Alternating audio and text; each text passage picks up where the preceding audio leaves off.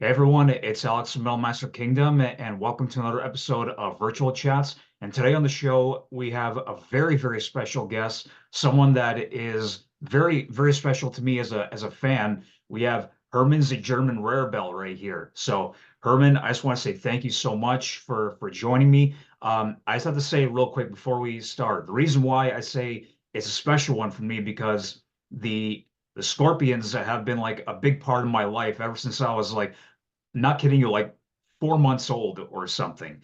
Because there's been like there's video home footage where I was that old and my mom's holding me. We're listening to music, and then after one dance song, my dad puts on "Tease Me, Please Me," and Yeah, that was like the first like rock song, if you will, that I was exposed to at that time, even though I didn't know have no idea about it.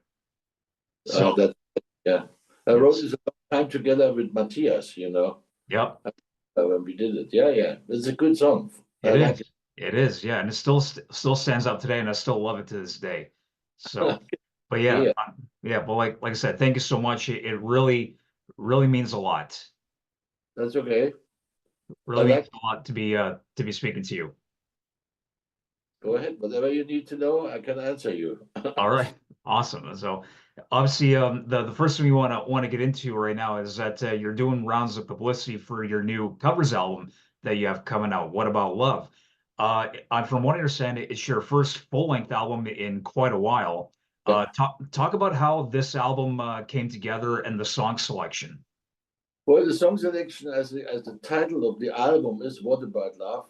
I picked an old song from Heart. It was a big hit in America in the Hmm. '80s, and so I figured, it would be a good time to do it again because when you look at the world right now, there's not enough love in it, really. So Yeah. the I would like to give to the world is put more love in the world than hate, because hate is not going to bring you anywhere, anything anyway. So then Michael Voss, my co-producer and guitar player and singer in this band, told me, why don't we phone the original people? You know Jim Valens? I says, yeah, he's a longtime friend of mine, and he was the writer of the song, as you know. He wrote the original song. So then I know Howard and Michael Voss also. So Michael phoned them up and said, "Would you like to play guitar on this project? Because you are the original guitar player." So we figured hey, he said, "I love it. Send me the tapes." And then he recorded in the United States, and we were in the Black Forest in Germany. We got the tapes, we mixed it to the rest, and this is how this whole album came together. So in this first song is also a video on YouTube on my website. What About Love? And then you can see Howard and they're playing, which was an honor for me to have him also on this message. And also another guitar player, and there is Dan Huff, and the bass player is Bob Daisley from Black Sabbath. Yep. So it was a very good lineup, and you can hear the music. It sounds, for me, awesome. It sounds really good. I'm really happy with this production. So since I'm a big fan of the '80s, because this was for me the golden years personally, for you, since you grew up with me, probably the same. And Yep. this was the best time in my life. Also, the music created at these times, not only for me and Scorpions. Um, I put two of my songs on there, Passion Roots, The Game, and Rock You Like a Hurricane, obviously, because in one song I wrote the music and Klaus the lyrics, and the other thing, Rudolph wrote the music, and I wrote the lyrics for Rock You Like a Hurricane. But then I also put another hard song in there, The Streams, because Yep. I have my new band, I have a girl singer and a guy. So as you can see, in Love is a Battlefield, Yep. the girl is singing, and she's doing a really good job. And I remember when I was sitting in the tour bus with Scorpions, 1983, 84, I heard this song on the radio, and I said directly to the others, listen to this great song. It just needs to be played heavier. That's what I did. It sounds now even heavier, more rocky. But this was always one of my favorites. And the other one, we had John Jett out on tour 1984, opening up for us in Europe. Yep. So that was a good thing, to pick this song because I heard it every night because they were out with us 4 months, and I always said to Rudolph, great rock song to end the show because the people are still singing it for 10 minutes even after you left already the stage. So really good band she had at the time. So we did a good version of it. I think ours rocks also very much. And Van der Voss, my girl singer, she sings it very good. She with an attitude, so which is very good. Then I obviously took bands we worked with together in the 80s, like Whitesnake, or many tours, many festivals. So I know all those guys, and I figured, it'd be a good honor to them. And my favorite song was always "Here I Go Again." Yep, for Then sure. there's my friend Robert Palmer, and I lived for 17 years in the south of France, and he lived in Milano in Italy. So we visited each other all the time. I came to my wedding, so he was a friend. So I wanted to honor him with "Addicted to Love," because that was my favorite song from him. Yep. Yeah, and since he also came to the studio in Germany several times when we recorded the Rhythm of Love there. He loved my drumming. I said, "Why don't you play on the next album?" All those things were planned, but as you know, he's not with us anymore. So unfortunately, But this was my way of choosing the songs. Also, I said to myself, you need to put a typical drummer song on there. So I picked "In the Air Tonight" because you remember when that came out in the middle, the fill, boom, Oh yeah, boom, boom, boom, exactly. that was such a killer fill. Yep. Every drummer in the world loved it. And I Same. yeah, and I thought that Phil Collins is a really, really good drummer. And so this was just an honor. And then, of course, we made many tours with foreigners. So for me, the best hymn in the world. I want to know what love is. Yep. And yeah, we did a good version with it. The Van der Voss sings in there also, and also Michael Voss. They did a good job there. So I'm really happy with this album, and I hope I can come to the States, or also to Toronto, Canada, Yep. and gigs there. I have to see now how if it gets into the charts, or what the reaction is on Radioland, and that will make my decision if I come and tour or not. But Yeah. I Sure. feeling, because I also like to take people, especially young people, back to this time, to the 80s, when there was much more love, much more optimism, much more happiness, and Yep. the people looked happier, I think, because the music was better. I think we created, all of us, all those bands, created hit after hit. It Yep. was just fun. So I think I did the right choice there, and now I want to come and play this live. Obviously, when I come and play live, I'm going to play my Scorpion songs too. Passion Rules the Game, Rock It Up, also Blackout, then Make It Real, and all those songs, that will be in the show too. But I'm obviously going to introduce some of those classics from the 80s. And I'm going to end the show with "I Love Rock and Roll."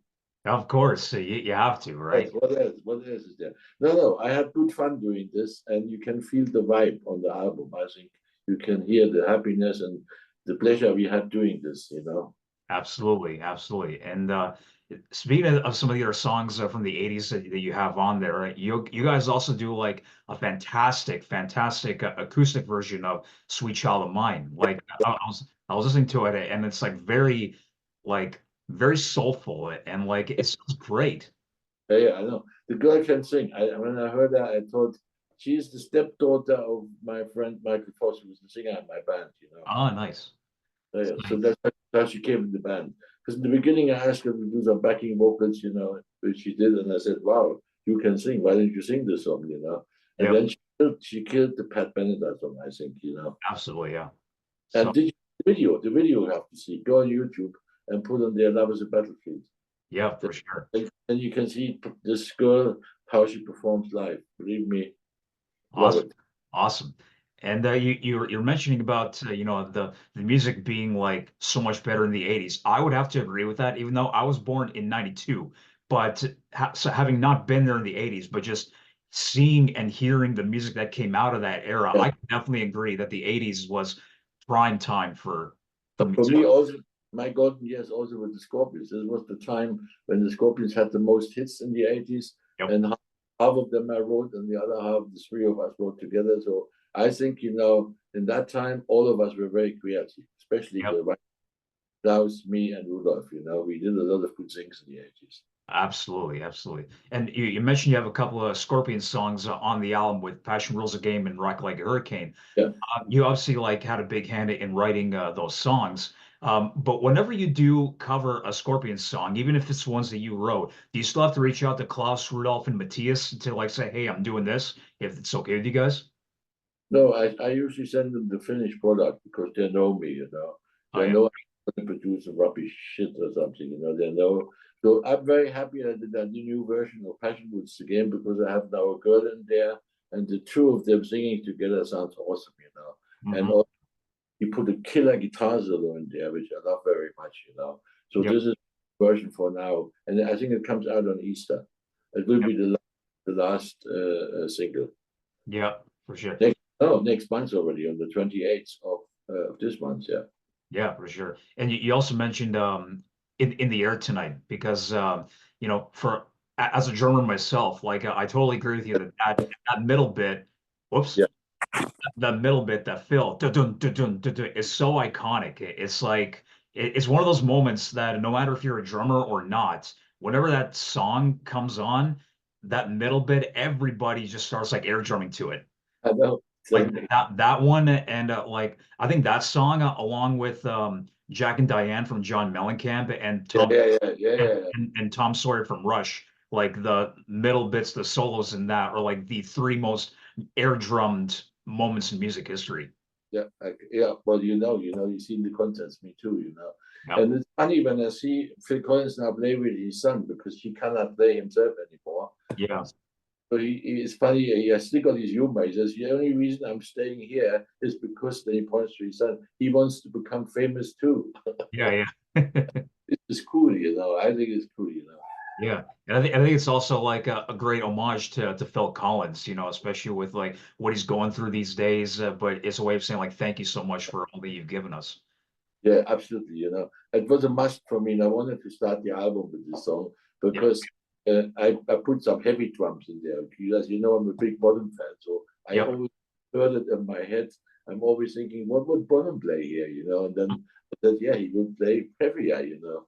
Yep. And for I've seen like pics of you playing on a Bonham style like kit a few Yeah, times. So yeah. yeah. I have one of those old Ludwig kits, you know, an Yep. orange one. You know, I still have. It's in the video. I Yep. love it. There it is. You know. Yep. That is, there's only 25 in the world. Yeah, yeah, I'm lucky. There's only 25 in the world. I got one of them, you know. Did, did 26, you did you ever have a chance to meet John Bonham? the young one, yes, of course. Yeah. I Well, met him at the Moscow Music Peace Festival in 1989, you know, ah, nice. and we became friends, you know. And then I met him again when I toured with Michael Schenker from 2010 to 2016. We played in Wales together, and he was with band what he did then. Not Foreigner anymore. It was Glenn Hughes, yeah, exactly. But Okay. another one of my idols was Ginger Baker. Hmm. In 2019, is another friend of mine called Pete York. He used to be the drummer for Spencer Davis Group. So we said to each other, we do a band called the Drum Legends, and each of us plays 30 minutes, some songs from the past. So I said to Ginger, you have to play the Cream songs. I will play some Yep. Scorpions. Pete will play Give Me Some Loving, Keep on Running, and all that stuff. Yeah. We did this, and it was only one gig. We did it in Brighton, where I live, at Hmm. Dome, sold out. But then after this gig, this was on the 12th of April, 2019. 6 months after, on the 6th of October, he died. Oh, damn. Yeah, so that's it, you know. And then afterwards, of course, no more drum legends, you know. And Yeah. now Pete, he is also ill. He has dialysis. I don't know what's in English, but so he's also ill, you know. That's the only thing when we get old as drummers, yeah, that after 80, I think the power will go automatically because that happens to all old men. That's just normal. It's called age. So I think, you know, but until that day arrives, I will play. Yeah, But there's nothing else to do otherwise, you know. absolutely.